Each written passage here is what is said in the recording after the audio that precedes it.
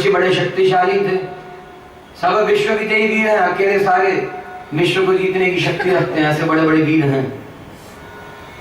भगवान देख रहे हैं आगे कलिकाल है, हमारे जाने के बाद वैसे ही लोगों की धर्म बुद्धि रह नहीं जाएगी, दया रह नहीं जाएगी, सत्य रह नहीं जाएगा, तप रह नहीं जाएगा।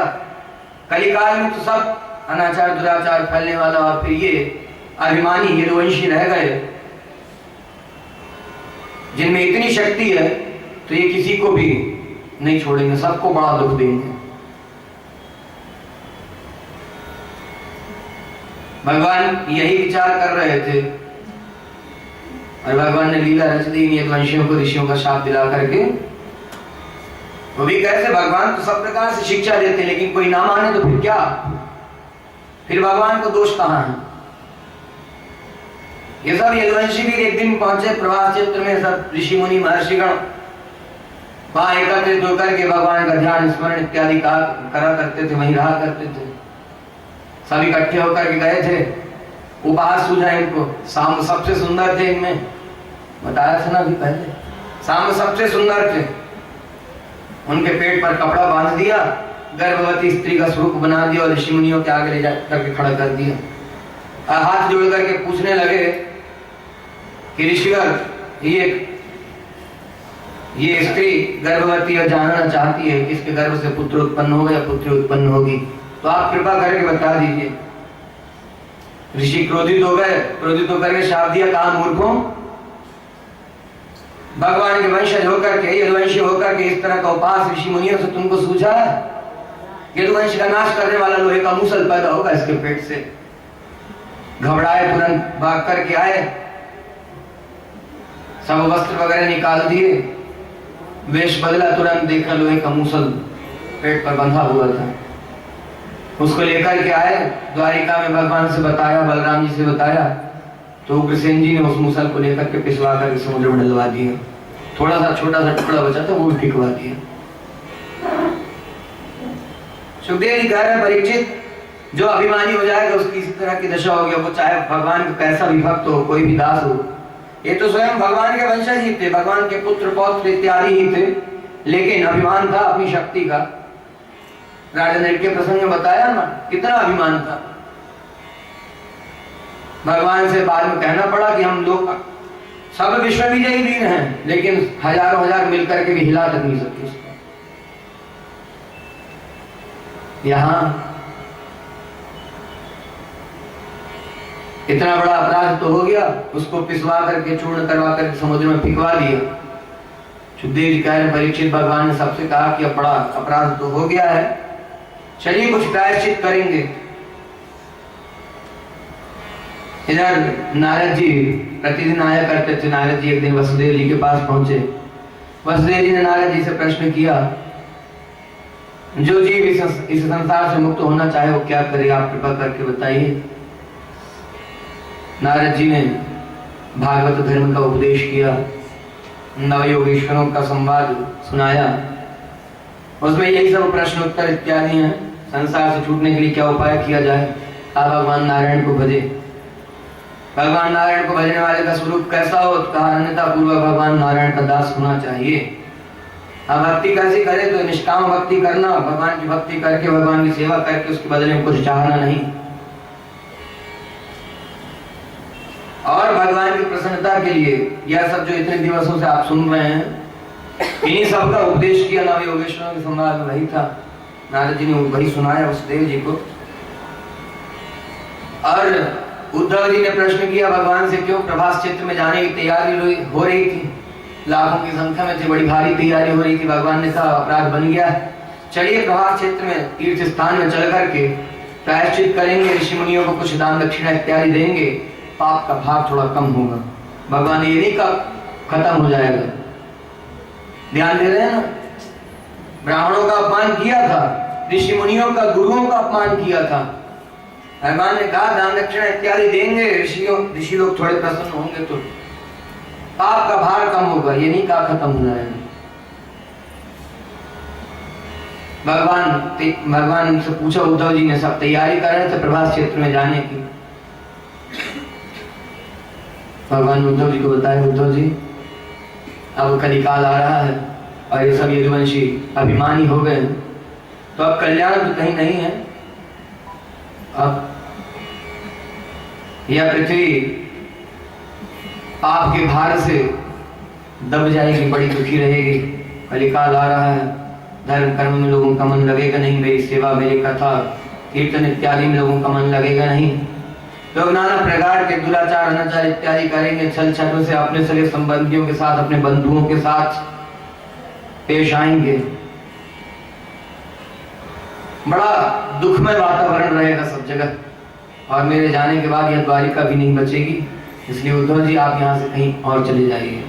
उद्धव जी ने कहा प्रभु इस दास को भी अपने साथ ही लेते चलिए। भगवान ने बताया था यदुवंश का नाश हो जाएगा, द्वारिका डूब जाएगी समुद्र में, और मैं अब इस लीला विभूति को, इस पृथ्वी लोक को छोड़ करके अपने लोक में जाऊंगा। उद्धव जी ने कहा इस दास को भी साथ में लेते चलिए, आपने बड़ी कृपा की, अब तक साथ में रखा है, साथ में ही लेते चलिए। भगवान ने कहा उद्धव आप यहीं रहिए, मेरी भक्ति का प्रचार प्रसार कीजिएगा, भागवत धर्म का उपदेश कीजिएगा। मैं आपको भागवत धर्म सुना रहा हूँ, इसका उपदेश मैत्रेय जी को बता कर दीजिएगा, मैत्रेय जी को शिक्षा दीजिएगा, और इसी माध्यम से भागवत धर्म का उपदेश दिग्दिगांतरों में सब जगह सारे संसार में होता रहेगा। और जहां जहां मेरी कथा होगी वहां भक्ति हलचल भाव से निवास करेगी। लेकिन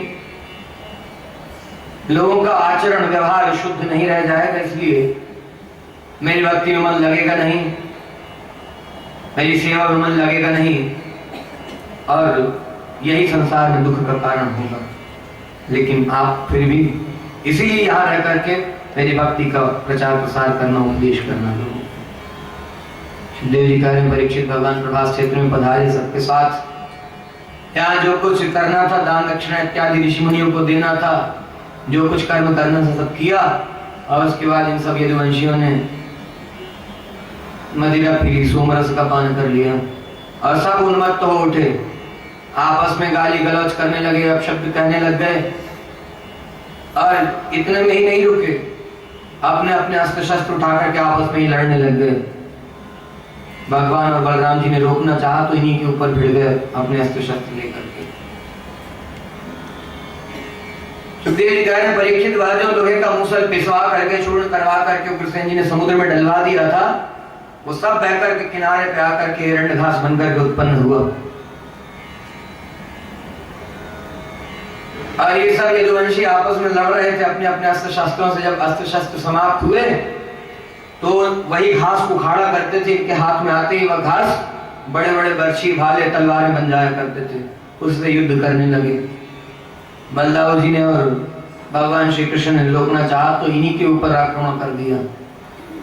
भगवान ने चक्रराज जी को आज्ञा दी, बलराम जी ने अपने हल और मूसल का स्मरण किया, हल मूसल से और चक्रराज सुदर्शन से सब इन अभिमानी यदुवंशियों का नाश कर दिया। भगवान ने पृथ्वी का सारा भार उतार दिया। उसके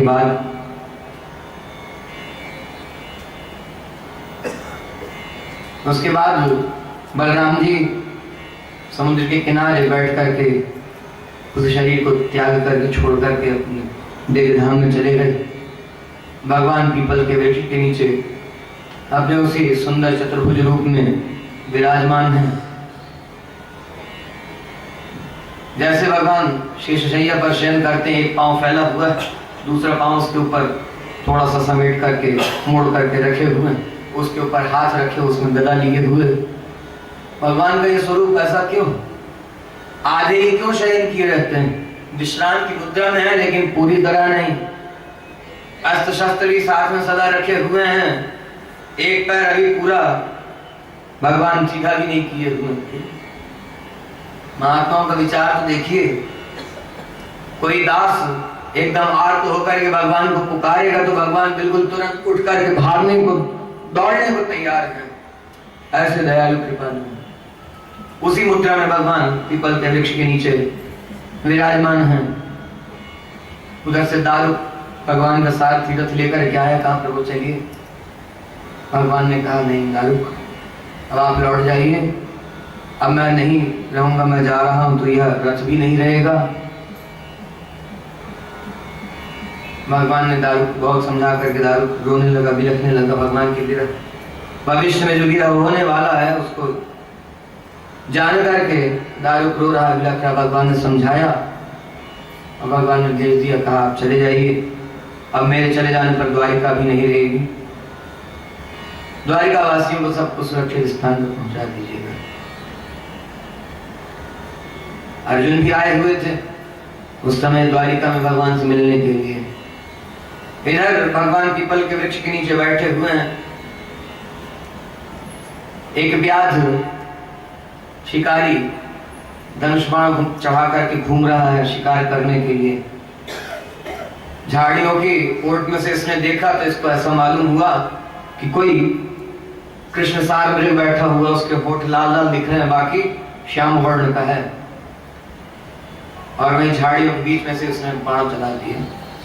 सुखदेव जी कह रहे हैं परीक्षित, वह लोहे का थोड़ा सा टुकड़ा जो बचा था वो समुद्र में फेंका गया था, वो एक बड़ी सी मछली ने निकल लिया। उस व्याध ने, शिकारी ने मछली को मारा, ला करके मछली को फाड़ा तो लोहे का टुकड़ा निकला, उसको घिस करके चिकना करके बाण का फाल बनाया। बाण के आगे का जो नुकीला भाग होता है वही बाण था। भगवान के चरण में आकर के लगा। क्यों? भगवान के चरण ऊपर श्याम वर्ण के, नीचे रक्त वर्ण के, कमल पुष्प की तरह। भगवान के चरण में आकर के लगा। वो शिकारी शिकार अपना पकड़ने के लिए आया, देखा भगवान के चरणों में बाण लगा हुआ, आकर के भगवान के चरणों में गिरा, क्षमा याचना करने लगा। फिर कहा नहीं, क्षमा नहीं कीजिएगा, मैं किसी भी तरह से क्षमा के योग्य नहीं हूं, मैंने ऐसा अपराध किया, आप अवश्य दंडित करिए। भगवान ने कहा तुमने मेरे मन के अनुकूल कार्य किया, दंड के अधिकारी नहीं है। क्यों? भगवान ने बता दिया ऋषि मुनियों का अपराध किया है तो भगवान जिस यदुवंश में अवतार लिए, शाप दिया, यदुवंश का नाश करने वाला लोहे का मूसल पैदा होगा। भगवान का नाश तो नहीं है, लेकिन कष्ट भगवान ने दी। भगवान ने बताया कि चाहे कोई भी हो, मतलब ऋषि मुनियों का, गुरु का, ब्राह्मण का कोई अपमान अनादर करेगा तो एक पीढ़ी नहीं उसकी कई पीढ़ियों को कष्ट दुख भोगना पड़ेगा। यह सब संसार में सब जगह देखा जा रहा है। गुरु की कोई मर्यादा का पालन करता नहीं, गुरु से किस तरह का आचरण व्यवहार करना, इसकी मर्यादा रह नहीं गई। शास्त्र में लिखा हुआ है, गुरुजन बताते हैं, लेकिन मर्यादा का पालन कहीं नहीं करते। ब्राह्मणों का अनादर अपमान कर ही रहे हैं, और इसमें स्वयं कहीं ना कहीं कुछ लोग कारण है भी, लेकिन ऐसा नहीं है। कहते हैं एक मछली सारे तालाब को गंदा करती है, ये बात नहीं है। ऐसा नहीं है कि कोई एक खराब कर्म कर रहा है तो सब वैसे ही हो गए।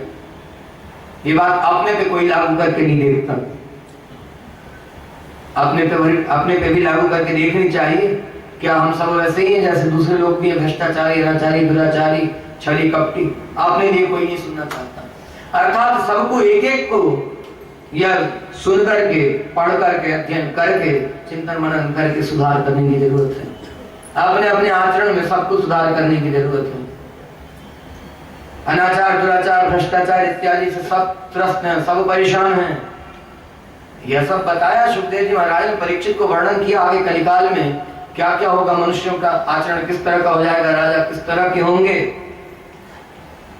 लोगों की प्रवृत्ति भगवान में नहीं रहेगी, भगवान को छोड़ करके सारे कर्म करेंगे, भगवान की बात कोई मानेगा नहीं, गुरुजनों की कोई बात मानेगा नहीं। यह सब वर्णन किया। देव जी कह रहे हैं परीक्षित, भगवान ने कहा तुमने मेरे मन के अनुकूल कार्य किया,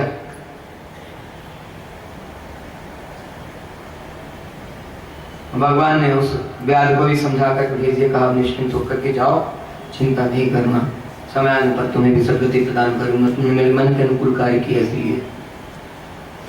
और उसके बाद श्री सुखदेव जी कह रहे हैं परीक्षित, भगवान ऐसे ही जिस शरीर से पधारे थे, आप पहले बताया था भगवान ने अवतार ग्रहण किया तो साक्षात ही पधारे थे, किसी अंश से, अंशांश से अवतार नहीं ग्रहण किया था। भगवान जिस श्री विग्रह से पधारे हुए हैं वैसे के वैसे भगवान अपने दिव्य धाम को लौट गए। सुखदेव जी कह रहे हैं परीक्षित, आपके दादा अर्जुन उस समय द्वारिका में पधारे हुए थे। भगवान के पधार जाने के बाद बड़े दुखी हुए। उनका सारा तेज नष्ट हो गया। भगवान के पधार जाने के बाद गांडीव धनुष काम नहीं आया। वहां द्वारिका की स्त्रियों को बच्चों को लेकर के वहां से चले कि हस्तिनापुर में ले जाकर के सुरक्षित कर देंगे। लेकर के चले रास्ते में कुछ लोगों ने आक्रमण कर दिया। अर्जुन युद्ध करना चाहते थे लेकिन गांडीव धनुष कोई काम नहीं आया। वो अक्षय तर्कश किसी काम का नहीं रहा। भगवान के पधार जाने के बाद यह सारी पृथ्वी, यह सारा लोक निस्तेज हो गया। कुछ भी अब सार रहा नहीं। सुखदेव जी कह रहे परीक्षित, उसके बाद आपके दादा अर्जुन हस्तिनापुर में पधारे। इधर हस्तिनापुर में बड़े बड़े अपशकुन हो रहे थे। महाराज युधिष्ठिर बड़े चिंतित थे। अर्जुन पहुंचे तो अर्जुन को देख करके महाराज युधिष्ठिर ने पूछा, अर्जुन क्या बात है? द्वारिका से लौटते हुए कभी इतना उदास, ऐसा व्यग्र कभी देखा नहीं तुमको, कहो क्या बात है? द्वारिका में सब सकुशल तो है? बार बार पूछने के बाद अर्जुन ने कहा कि हमारे प्राण प्रीतम श्री कृष्ण, हमारे बंधु सुहृद, हमारे रक्षक पालक भगवान श्री कृष्ण हम सबको छोड़ करके अपने दिव्य धाम को पधार गए। ये सुनकर के महाराज युधिष्ठिर बड़े दुखी हुए। कई दिनों तक विलाप करते रहे और उसके बाद फिर सुखदेव जी कह रहे हैं परीक्षित, आपके दादा पांडवों ने यह निर्णय किया, आपको राज सिंहासन पर बिठाया, राज्याभिषेक किया और वन का रास्ता ग्रहण किया। वन में जाकर के भगवान का भजन करने लग गए। अब श्री सुखदेव जी कह रहे हैं परीक्षित, तुमने जो प्रश्न किया था मरणासन और मरण धर्म का क्या कर्तव्य है, वह सब मनुष्य मात्र का, जीव मात्र का कर्तव्य मैंने तुमको बता दिया। और दूसरा जो प्रश्न किया था कि मनुष्य मात्र को क्या करना चाहिए, क्या नहीं करना चाहिए, क्या ग्रहण करना चाहिए, क्या त्यागना चाहिए, तो उसका उत्तर यही था। इन 7 दिवसों में भागवत धर्म का उपदेश मैंने जो किया है तुमको, यही हर एक जीव मात्र को करना चाहिए अपने कल्याण के लिए। कल्याण के लिए, मोक्ष प्राप्ति के लिए भगवान की शरणागति को छोड़कर के और कोई दूसरा सरल श्रेष्ठ उपाय है नहीं। इसलिए परीक्षित, मैंने तुम्हें सब कुछ बता दिया। अब अपने कल्याण के विषय में, अपने मृत्यु के विषय में चिंता फिकर करना नहीं। अब केवल और केवल तुम भगवान श्री कृष्ण का स्मरण करो, उन्हीं का ध्यान करो। मृत्यु का भय तुम्हें नहीं सताएगा, मृत्यु से तुम्हारा कुछ बिगड़ने वाला नहीं।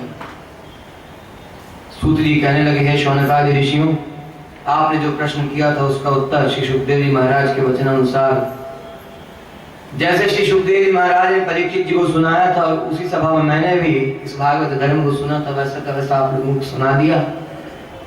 श्री सुखदेव जी महाराज भागवत धर्म का उपदेश करके परीक्षित की भगवान के चरणों में अनन्य प्रीति करा करके जिस स्थान को जाना चाहते थे उधर को चले गए। आसन से उठकर खड़े हुए। परीक्षित ने साष्टांग प्रणाम किया। सुखदेव जी ने बहुत समंगल आशीर्वाद दिया और कहा, ये इन 7 दिवसों में भगवान की कथा का श्रवण जिस एकाग्रता पूर्वक तुमने किया, कैसी दशा थी, कहा और कुछ भाता ही नहीं। अविरल भाव से कथा चल रही थी, बिना किसी रुकावट के, और सब कुछ भूल चुके थे। मृत्यु को भी भूल गए थे कि मृत्यु आने वाली। भगवान के लीला चरित्रों को सुनने का अवसर प्राप्त हो तो फिर किसी बात की चिंता नहीं करना। सूत जी कह रहे हैं, शौनकादि ऋषियों, सुखदेव जी महाराज आशीर्वाद वरदान देकर के जिस स्थान को जाना चाहते थे चले गए।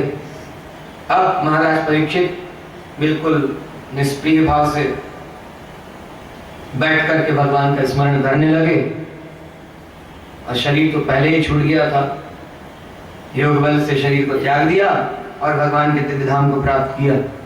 केवल अब शरीर शेष रहा था, जीव नहीं था उसमें। उधर से तक्षक नाग चला, 7वां दिवस है। तक्षक नाग चला डसने के लिए, कलिकाल है। रास्ते में एक ब्राह्मण देवता मिले, तमाम तरह की औषधियां लेकर के जा रहे थे। तक्षक नाग ने पूछा, कहाँ जा रहे हो? बड़ी शीघ्रता से जा रहे हो, कहाँ जा रहे हो? कहा, मेरे महाराज को शाप मिला है, तक्षक नाग डसेगा मृत्यु हो जाएगी, मैं अपनी संजीवनी विद्या से महाराज की रक्षा करना चाहता हूं, उनको जीवित कर दूंगा, क्योंकि उनकी तरह धर्मात्मा राजा, उनकी तरह प्रजापालक राजा कोई हुआ नहीं और न होगा, इसलिए राजा की रक्षा करना मेरा कर्तव्य है, राजा को संजीवनी विद्या से जीवित कर दूंगा। सूत जी कह रहे हैं, शनकादि ऋषियों, उस तक्षक नाग ने कहा ठीक है, कैसे जीवित करोगे बताओ। एक वृक्ष था, उसको डस दिया, जल करके वृक्ष भस्म हो गया। कहा अब इसको जीवित करके दिखाओ। अपनी संजीवनी विद्या से उस वृक्ष को फिर वैसा का वैसा खड़ा कर दिया ब्राह्मण देवता ने। तक्षक को विश्वास हो गया कि अब महाराज परीक्षित का कुछ मैं नहीं बिगाड़ पाऊंगा। तक्षक ने कहा ये धन लो जितना चाहिए, मैं एक तक्षक हूं और महाराज परीक्षित को डसने के लिए जा रहा हूं, उनकी मृत्यु का कारण मैं ही बनूंगा। यह धन लो और उनको जीवित करने के लिए संजीवनी विद्या का प्रयोग करने के लिए नहीं जाना। धन दे दिया, ब्राह्मण देवता लौट गए। कलिकाल आ गया, सब चालू हो गया, under table, side table, backdoor, सब चालू हो गया। रिश्वतखोरी, घूसखोरी जो अब भी चल रही है और चलती रहेगी। बड़े उपाय किए जा रहे हैं, धरना प्रदर्शन किए जा रहे हैं, इसको खत्म करो, लेकिन वर्तमान परिस्थितियों को देख करके लग रहा है सबकी मिलीजुली भगत है, ये तो सब मिले हुए। ऐसे समय पर सब एक दूसरे का साथ दे रहे हैं, जो किसी समय में बिल्कुल एक दूसरे के बिल्कुल विरोधी थे, अब सब साथ दे रहे हैं। यही है, यही कलिकाल का प्रभाव है। सूत जी ने कहा, हे शौनकादि ऋषियों, महाराज परीक्षित के शरीर को आकर के डसा उस तक्षक नाग ने, उनका शरीर जलकर विभस्म हो गया। प्राण तो पहले ही निकल चुके थे। क्यों? भगवान के चरणों में ऐसी प्रीति हो गई थी, भगवान के चरणों में ऐसा अनन्य अनुराग था कि मन से भगवान के चरण शरण होकर के, मतलब शरीर की हर एक वृत्ति, चित्त की वृत्ति, मन, बुद्धि इत्यादि सब कुछ भगवान के चरणों में लगा हुआ था। भगवान के दिव्य धाम को प्राप्त कर लिया महाराज परीक्षित ने। उसके बाद जन्मेजय ने सर्वसत्र का आयोजन किया। क्यों? महाराज परीक्षित का बेटा है, तक्षक नाग ने डसा है, इसलिए सर्वसत्र का आयोजन कर दिया। बड़े बड़े पुरोहितों को, ऋषियों को बुलाया, यज्ञ कराया और कहा तो वो उसको तक्षक नाग को भस्म करने के लिए यज्ञ कीजिए, वो बचना नहीं चाहिए। यज्ञ आरंभ हुआ, संसार भर के जितने सर्प सब उस यज्ञ कुंड में जल जल करके मरने लगे। तक्षक नाग नहीं आया। जन्मेजय ने पूछा तक्षक नाग क्यों नहीं आ रहा है?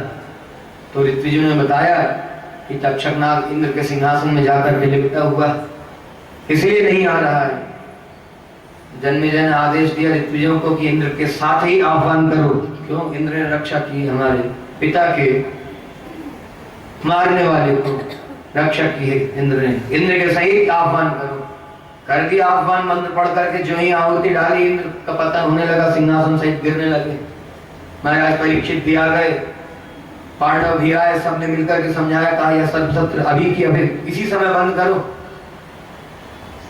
कहा जो होना था वो हो गया, यह सब मरना जीना इत्यादि यह सब तो संसार का नियम है, चलता रहेगा और मृत्यु के लिए कुछ ना कुछ निमित्त अवश्य बनेगा, कोई ना कोई कारण अवश्य होगा, इसलिए यह सब व्यर्थ का कार्य बंद करो। ऐसा विचार नहीं रखना, मृत्यु तो होगी, जो जन्म लिया वो अवश्य मरेगा, इसलिए अपने पिता के विषय में शोक मत करो। परीक्षित ने समझाया, कहा राजधर्म का पालन करते हुए प्रजा का पालन करो, पुत्रवत पालन करना, यह सब शिक्षा दी। समझा करके सर्व सत्र बंद करा दिया, यज्ञ बंद करा दिया और सब यथा स्थान जहां से आए थे वहां लौट गए। अब सूत जी कह रहे हैं, शौनकादि ऋषियों इस तरह से भगवान की दिव्य अनूठी लीलाएं हैं, भगवान की कहे तो की कृपा का अनुभव सदा करते रहना चाहिए। भगवान तो हर क्षण प्रतिक्षण पग पग पर अपनी कृपा का अनुभव कराते हैं। जो भी उनकी चरण शरण होकर के उनका अनन्य चरणाश्रित दास बनकर के रहेगा, मोक्ष प्राप्ति के लिए जो भगवान की शरणागति को उपाय मानेगा और उस उपाय को ग्रहण करके तदनुसार आचरण करेगा, वह दिव्य धाम का अधिकारी होगा, मोक्ष अवश्य प्राप्त करेगा। इस तरह से सूजी कह रहे हैं शनकादि ऋषि, इस तरह से ऋषि सुखदेव जी महाराज ने भागवत धर्म का उपदेश किया था। जो कुछ उनके मुख से सुना था उसमें से जो कुछ आप लोगों को बता पाया हूं, भगवान की कृपा से ही, गुरु की कृपा से ही हो पाया। यही बात है। 7 दिवसों में आप सबने भी परिश्रम करके, मेहनत करके, ध्यान पूर्वक, एकाग्रता पूर्वक, कहीं कहीं तो ये सब होता रहता है, लेकिन सच बात बताएं, आप लोगों ने फिर भी एकाग्रता पूर्वक ध्यान से सुना ही है। क्योंकि कुछ पूछते हैं तो बता ही देते हैं, सब ना बोले, 1-2 लोग तो बोल ही देते हैं, तो सबके प्रतिनिधि तो माना ही जा सकता है।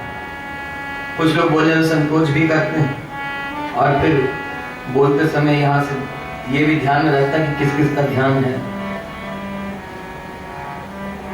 अधिकतर लोग ध्यान पूर्वक ही सुन रहे थे।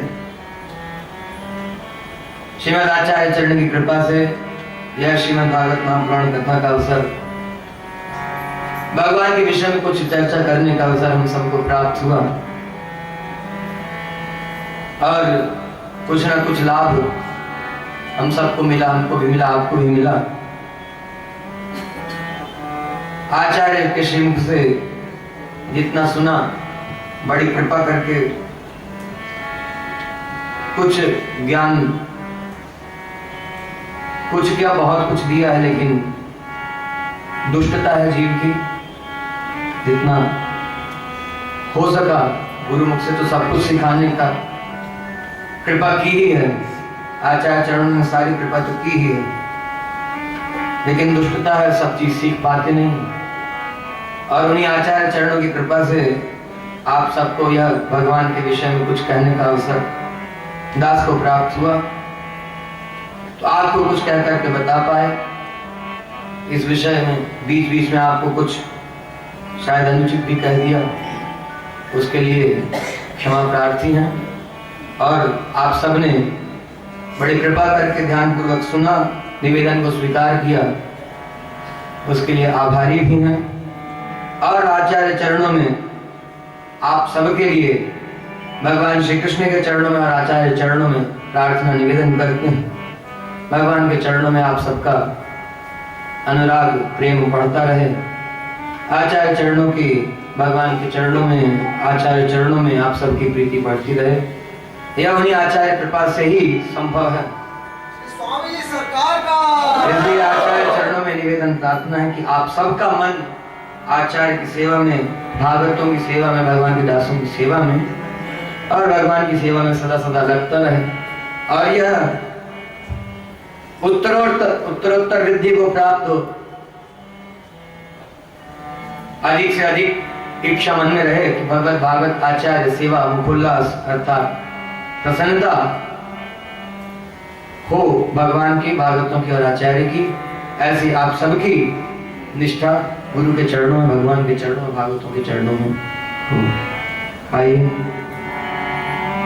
इन सभी प्रसंगों का सार, शरणागति जो है, वही सार स्वरूप यह भजन जो दादा गुरु जी परमाचार्य जी श्री स्वामी सीताराम आचार्य जी के द्वारा बनाया गया, और इस पद के अंत में